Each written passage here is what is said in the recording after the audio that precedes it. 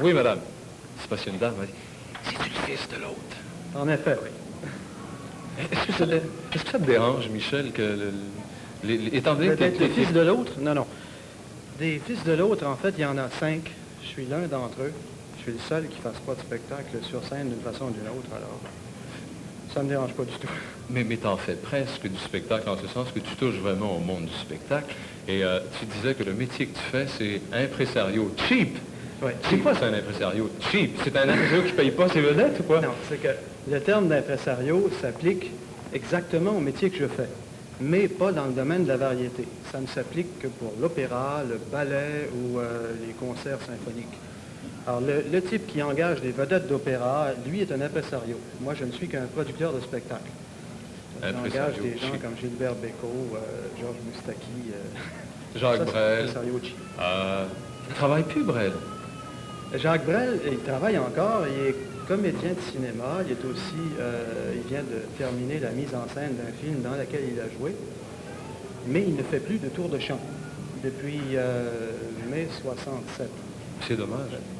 Oui, c'est dommage, parce que c'était un très bon copain. Je le vois régulièrement quand je vais à Paris, mais lui, il ne vient plus ici à cause de ça.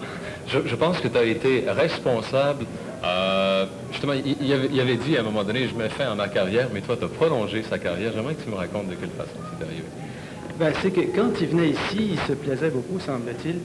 Et il était venu en 65 faire une tournée. Il m'avait dit, on avait convenu avant qu'il reparte, je reviens en mars 67. Bon.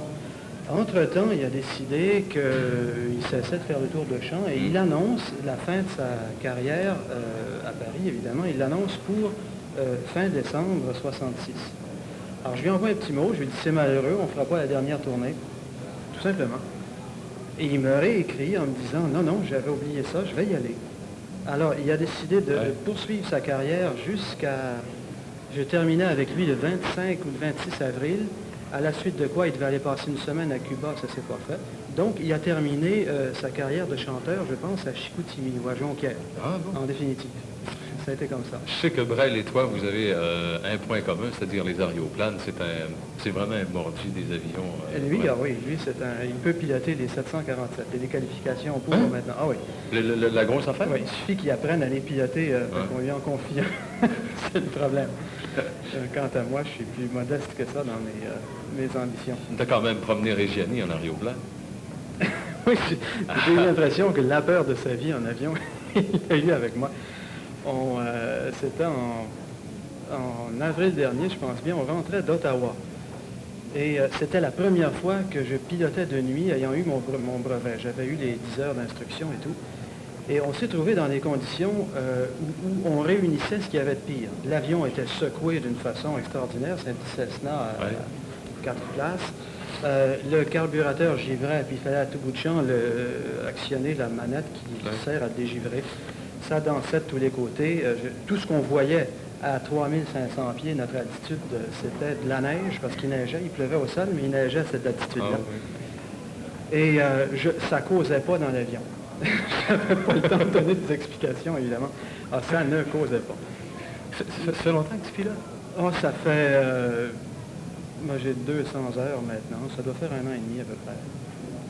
Que j'ai eu un brevet que j'ai pris ici à Saint-Hubert, à l'Aéroclub de Montréal. Et tu pilotes la nuit? Oui. Mais c'est pas un peu spécial la nuit? Non, c'est des cours spéciaux la nuit? Les gens confondent généralement le vol sans visibilité, qui consiste à décoller dans le brouillard et à monter au-dessus des nuages. Nous, c'est du vol à vue. Et la nuit, généralement, quand on n'a pas de conditions... quand le temps est beau, le temps est clair, les villes se détachent dans la noirceur, ça devient des taches de lumière, c'est très facile C'est beaucoup plus facile de se repérer la nuit quand le temps est clair que le jour avec le smog industriel et tout ça.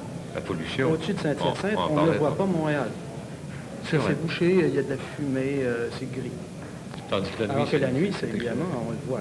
On le voit d'Ottawa. Normalement, j'aurais dû voir Montréal dès que j'ai pris de l'altitude à Ottawa. Mais là, évidemment, avec les nuages, cette fois-là, ce n'était pas le cas. C'est toi qui s'occupe de Gilbert Bécaud, je pense. Ah oui, là, il s'amène, lui, à la mi-mai cette année. En avril, on aura les Cyniques qui font d'ailleurs leur dernière tournée. Comment? Ils quittent le monde du spectacle. Ils l'ont annoncé cet après-midi à une conférence de presse qu'ils ont donnée. c'est leur dernière tournée, à la suite de quoi ils vont travailler à autre chose. Ils ont une formation professionnelle. Ils sont avocats, ils sont... Ah bon, oui. Je sais pas, ils vont faire ce qu'ils voudront. Mais Qu'est- toujours qu'est-ce- est-il qu'ils quittent le métier. Qu'est-ce qu'ils ont décidé? Ah, ça, ils viendront peut-être vous le dire ici même un jour, un de ces jours. Et ensuite de ça, on aura une tournée avec Georges Moustaki. Et pour terminer la saison, Gilbert Bécaud, qui va être à Montréal du 15 au 21 mai.